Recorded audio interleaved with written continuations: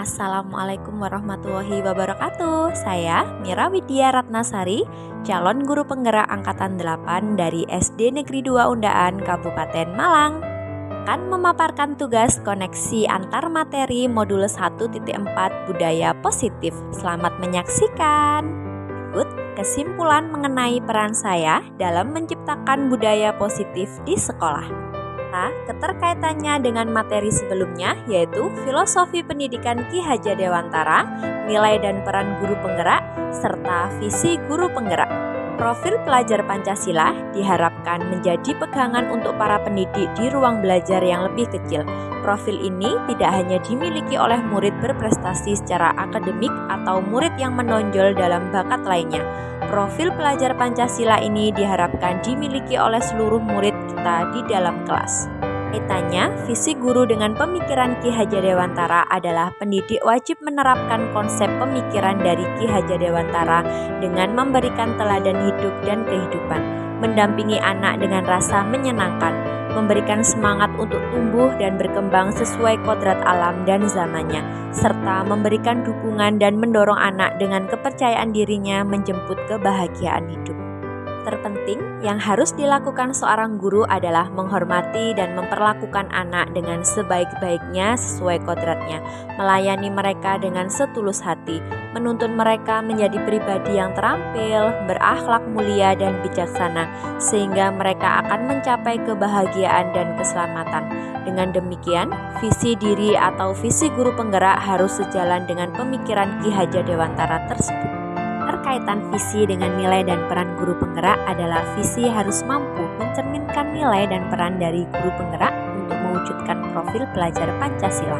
Perlu saya sampaikan bahwa sebagai guru penggerak memiliki nilai yaitu belajar berpihak pada murid, inovatif, kolaboratif, mandiri, dan reflektif.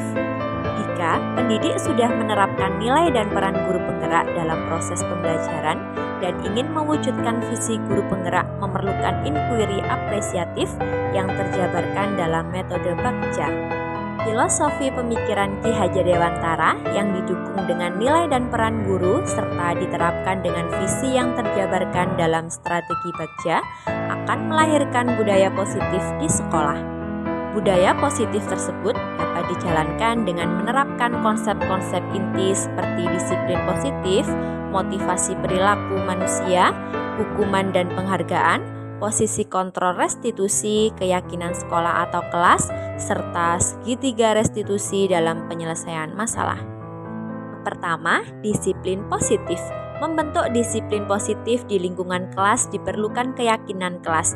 Keyakinan kelas dibentuk dengan kesepakatan bersama anggota kelas yang didasarkan atas nilai-nilai kebajikan universal dan menekankan pada keyakinan diri serta memotivasi dari dalam.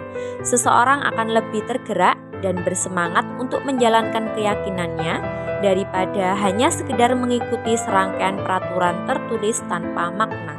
Disiplin positif bertujuan membentuk tanggung jawab.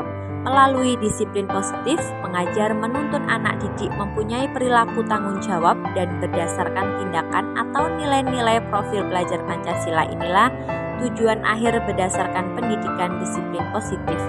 Disiplin positif tidak menggunakan sanksi atau paksaan, namun lebih membentuk pencerahan diri akan tanggung jawab diri menjadi warga sosial. Sedangkan teori kontrol menyatakan bahwa semua perilaku memiliki tujuan, bahkan terhadap perilaku yang tidak disukai. Dalam penerapannya, pendidik akan dihadapkan pada konflik yang ada di lingkungan. Oleh karenanya, pendidik perlu membekali diri dengan kontrol diri. Teori motivasi sebagai sebuah kemauan, dorongan, minat, maupun hasrat seseorang yang begitu besar yang datangnya bisa dari dalam diri sendiri maupun dari faktor eksternal lain. Yang kedua, guru harus memahami motivasi perilaku manusia. Terdapat 3 motivasi perilaku manusia diantaranya. 1. Motivasi untuk menghindari ketidaknyamanan atau hukuman.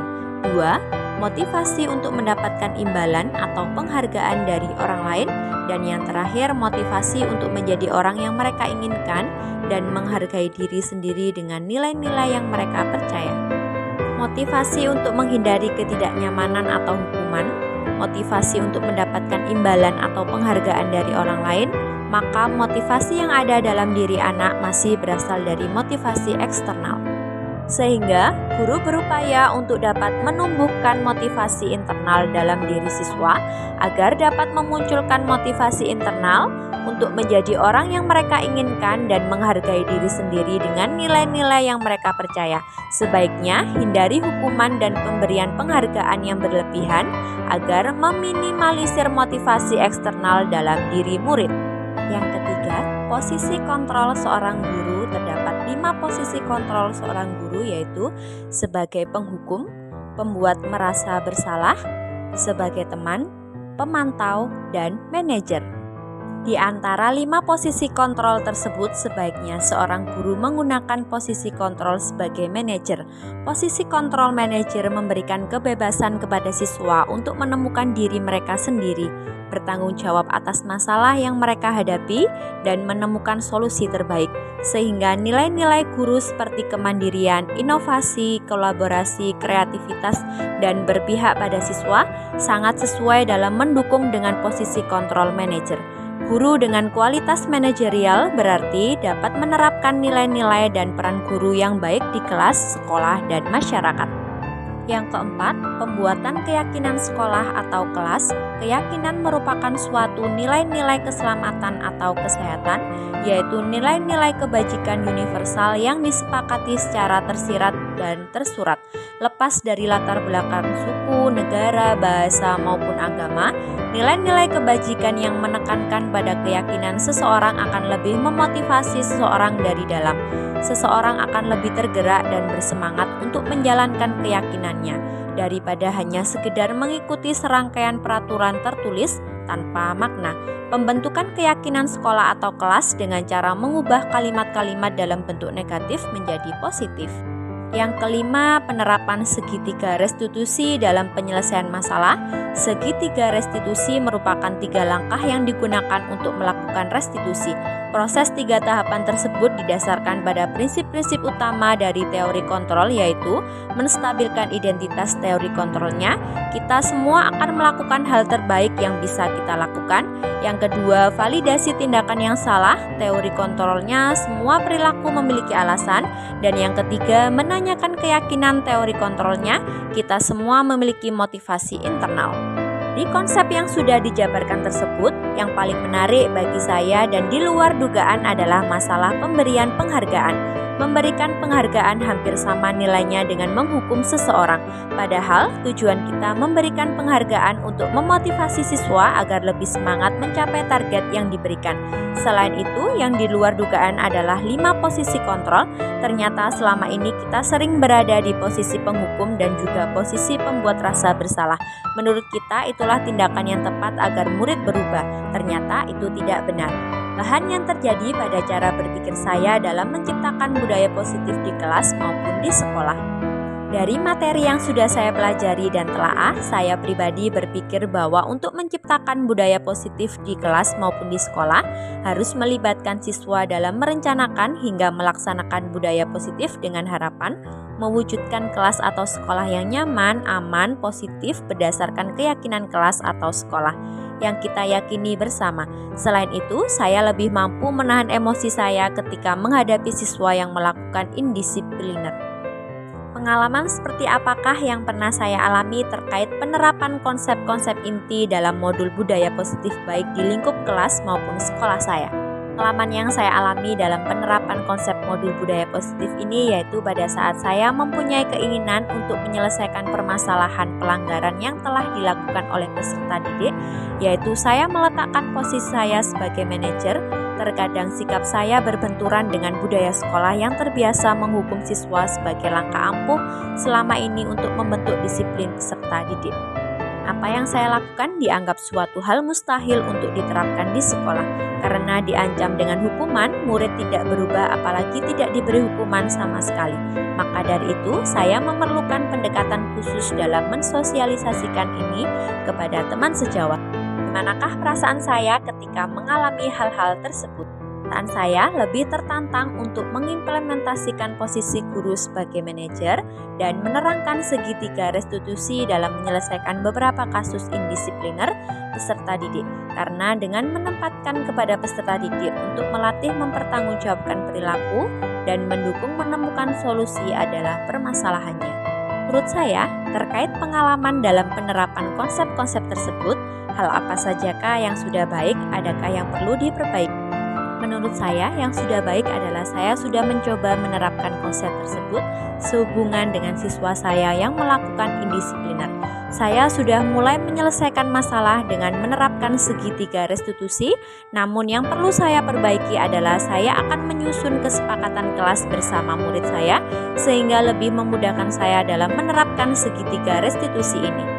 Sebelum mempelajari modul ini, ketika berinteraksi dengan murid berdasarkan 5 posisi kontrol, posisi manakah yang paling sering Anda pakai dan bagaimana perasaan Anda saat itu?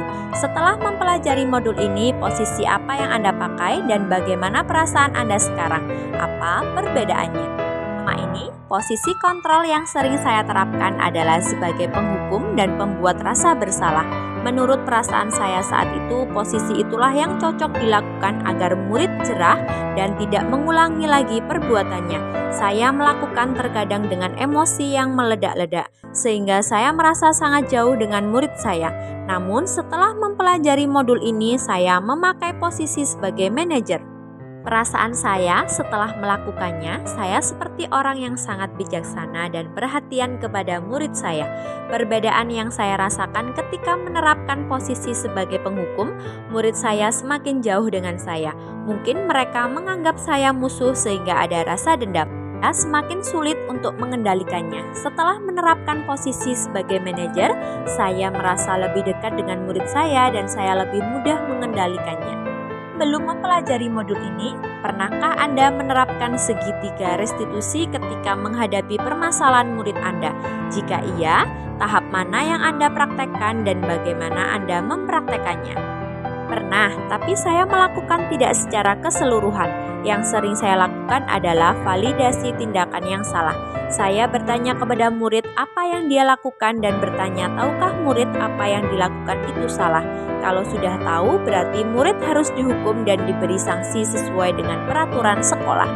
Selain konsep-konsep yang disampaikan dalam modul ini, adakah hal-hal lain yang menurut Anda penting untuk dipelajari dalam proses menciptakan budaya positif, baik di lingkungan kelas maupun sekolah?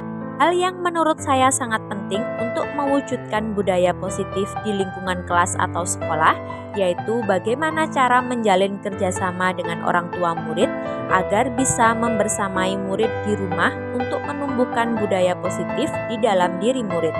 Karena tanpa bantuan keluarga, apapun yang dilakukan di sekolah hanya berlaku untuk di sekolah saja, sehingga sulit membentuk profil belajar Pancasila dalam diri murid dan sulit menciptakan budaya positif di sekolah. Terima kasih telah menyaksikan video ini. Salam guru penggerak, tergerak, bergerak, menggerakkan. Wassalamualaikum warahmatullahi wabarakatuh.